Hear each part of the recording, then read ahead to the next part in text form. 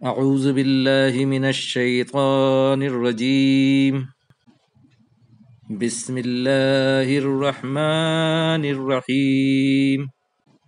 سورہ بقرہ آیت نمبر 222 سے 224، پارہ 2۔ وَيَسْأَلُونَكَ عَنِ الْمَحِيضِ، وہ آپ سے سوال کرتے ہیں حیض کے بارے میں۔ قُلْ هُوَ أَذًى، کہہ دیجئے وہ گندگی ہے۔ فَأَعْتَزِلُوا النِّسَاءَ فِي الْمَحِيضِ، تو دور رہو، الگ رہو عورتوں سے حیض میں۔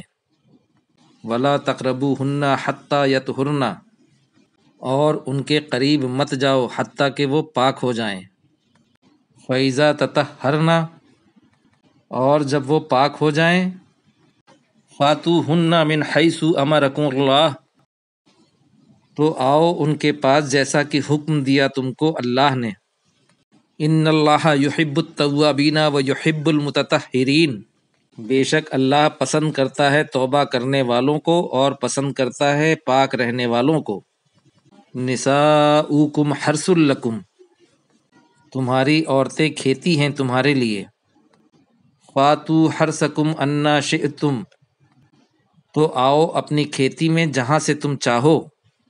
وقدموا لانفسکم، اور آگے بھیجو اپنی نفسوں کے لیے۔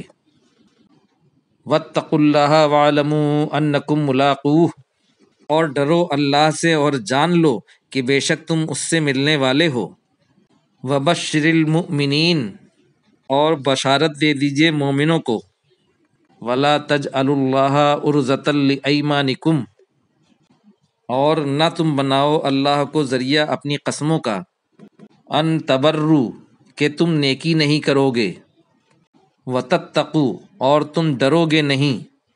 وتصلحوا بین الناس، اور تم اصلاح نہیں کرو گے لوگوں کے درمیان۔ واللہ سمیع علیم، اور اللہ سننے والا جاننے والا ہے۔ صدق اللہ العظیم۔